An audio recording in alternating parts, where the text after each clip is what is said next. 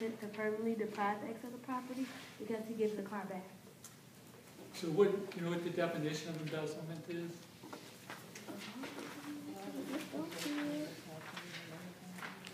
It's a fraudulent conversion of the property from another individual, no lawful possession of the property. So fraudulent meaning deceitful.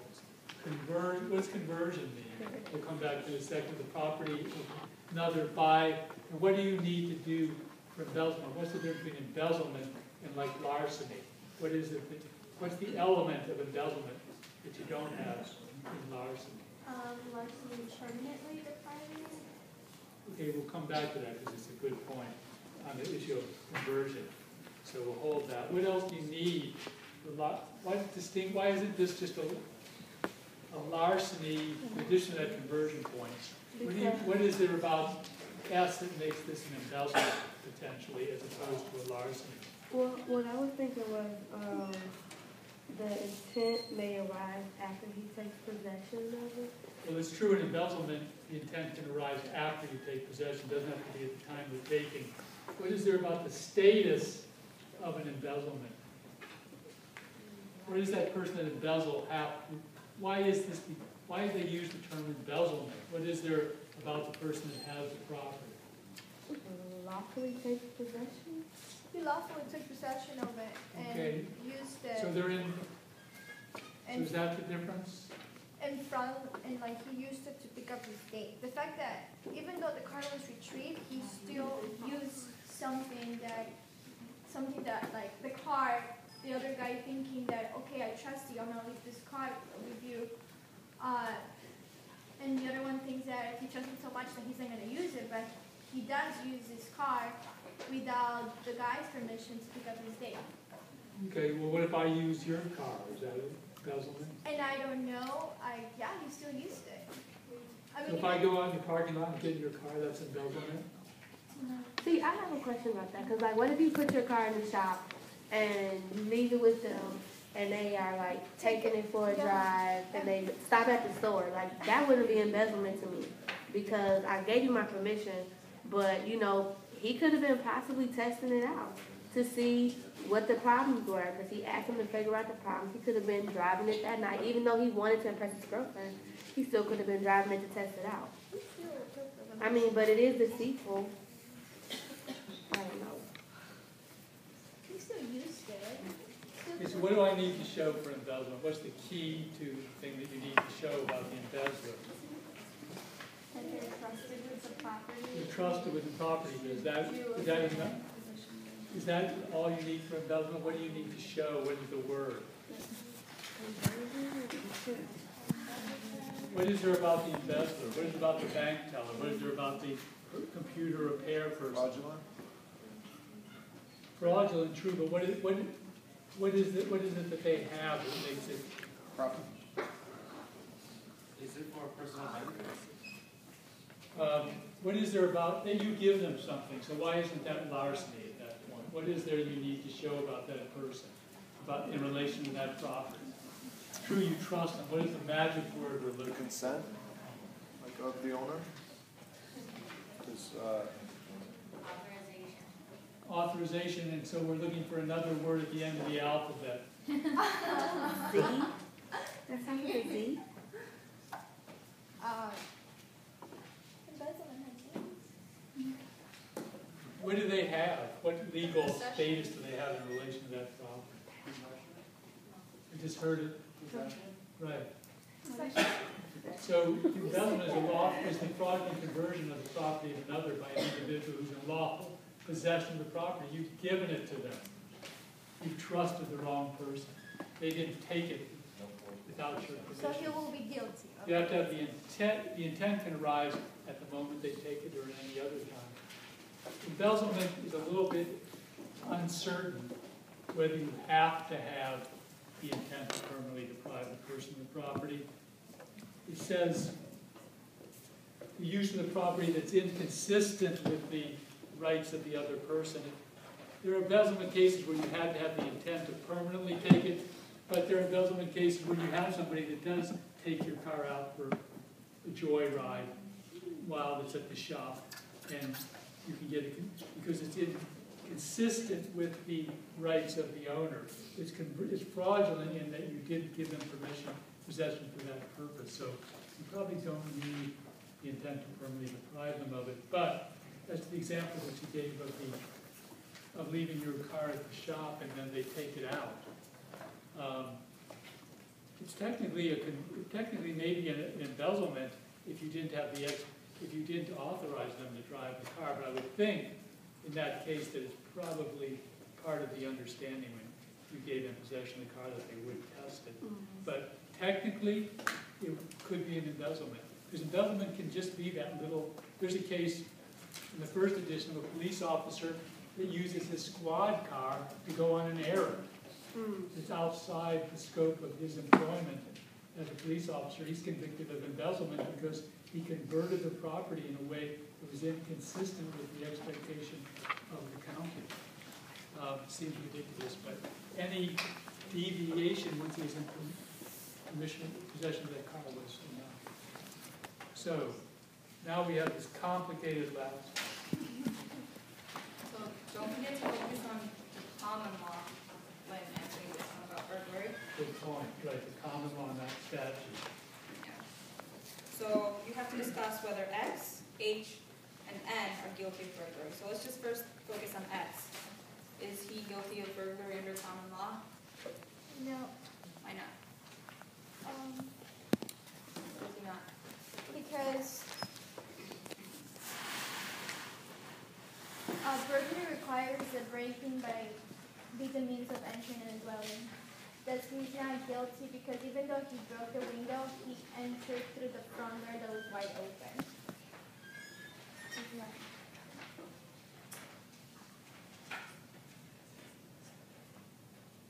Okay, so Note that X actually owns the home. Does that change anything or no? No, Why not? because you're not supposed to examine who owns it rather than who resides there. if the burglary is a crime against possession, you can burglarize your own home as somebody stranger, not crime of ownership. Why also? Is there any other reason that X is not guilty of burglary?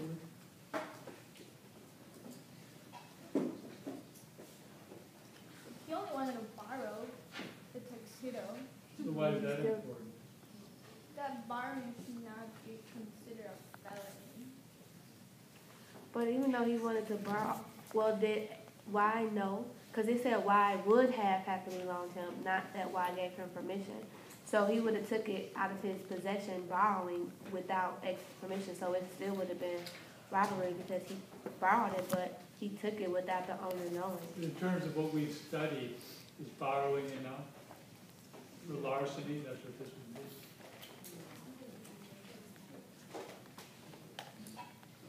No, he has to have permission. Permission, what do you, is borrowing going to be enough for a larceny? That's what it is, it's breaking and entering with the intent to commit a larceny. What's the intent for larceny? What's the intent for a larceny? To What's the larceny? permanently deprive another of the property. Okay, so X is borrowing, assume X is a male. So do you have the intent to commit a felony? No.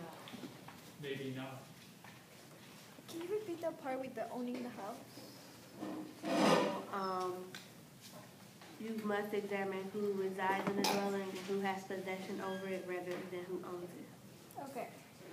Okay, how about H? Is H guilty of a burglary? No. Is H guilty of a burglary? No.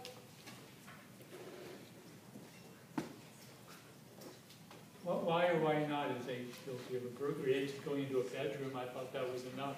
Because he's That's where people live, sleep.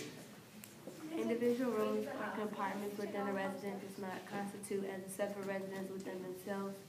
So therefore, it was only a room, so he wouldn't be breaking in a separate dwelling. It's just a house guest, and the book it says that, like it wouldn't be burglary if you're living together. So burglary, according to the book, is of the dwelling, right? Not of the part of the house? Is that correct? That was you, Uh-uh. you said, why is it being a house guest important? Because it's not like invading a home because the house guest there. Okay, what's the word here we're looking for about being a house guest? Permission to be there? You give it the permission. True, we're looking for a word near the end of the alphabet. Starts with a P. Trace. Authorization. We're looking for a certain word here. If I break into my house, what do I, does that automatically make it a burglary? What else do I need to show? He's not trespassing? Trespassory, meaning you're not there without permission. So we have two issues here. Trespassory, no. Bedroom. Book said, what about, it had to be a dwelling house, not part of the house. Okay, so how about then why? And the neighbor later is asked by Y to go into Y's house and get Y's credit card. N gets the wrong address, finds the door locked, opens and calls through a window. N actually is in Z's home and of course does not find the credit card. N sees a valuable painting, opens the front door, leaves the door open. N drives N's truck adjacent to the front door, enters the home, removes the painting. Assume all this occurred in the evening hours. Common law, burglary must be in the evening. Okay, so we can leave if somebody can answer this as to N. N broke out of the home with intent to, Okay, let's start from the beginning. How about when N goes into the home? Well, he breaks there, but he doesn't have the intent at the time because he opens the window and goes in. So he breaks there, but there's no intent. I think So- he did intend to take something else which he didn't find. But he had permission And to that's take when- that though. He thought that it was the wrong house. So N is asked by Y to go to Y's house and get Y's credit card. N gets the wrong address, finds the door locked, opens and calls through the window. So you're saying that an act of breaking, but you didn't have an intent to commit a felony. Right. It was trespassory, actually, but if you didn't have the intent to commit a felony when going into the home. Mm-hmm. So, first part, we don't have burglary. Right. So now, how about the second part? Then sees a valuable painting, opens the front door, leaves the door open.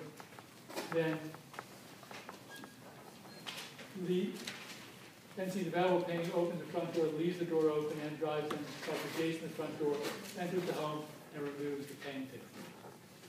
Yes. He will be guilty. Okay, so we need a clear statement of this, not clear, two coherent or three coherent sentences strung together articulately. I'll give you the first sentence. It's loud enough that everybody in the room can hear it. All right. His intention when he did not break in the house, but he broke out with the intention to come inside again and get the painting. So this time he had an intention to come back inside to steal the painting. That would be one sentence, I think. I think, isn't it that like if the door is open and when he enters the house and leaves the house, that's not breaking in and entering? Because like he's not breaking into the house a second time after he left? So N opens the front door and leaves the door open. Right. N drives N's truck adjacent to the front door, enters the home, and removes the painting. Is that a burglary? He's breaking out So, with the intent to re-enter the house. so let me repeat what you're saying. You're saying breaking out with the intent to re-enter the house, and with what intent to To re-enter? steal the painting. To steal the painting, to commit a larceny, which is a felony. So you would say you have a breaking out and a re-entry, and that is a burglary? Yes. And you agree? Yes. And does the book agree with that? Yes. Okay. So that is the entire passage. which is due on Thursday,